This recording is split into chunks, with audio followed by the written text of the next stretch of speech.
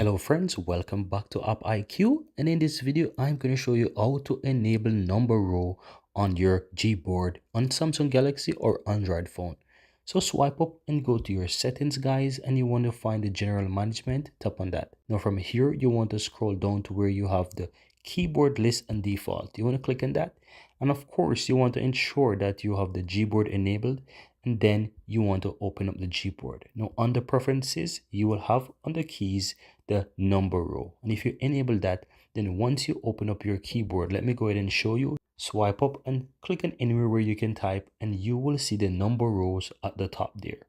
Now if I go back here guys and let's say disable it, and let me minimize and go back to somewhere where I can type, you realize that the number row is no longer there.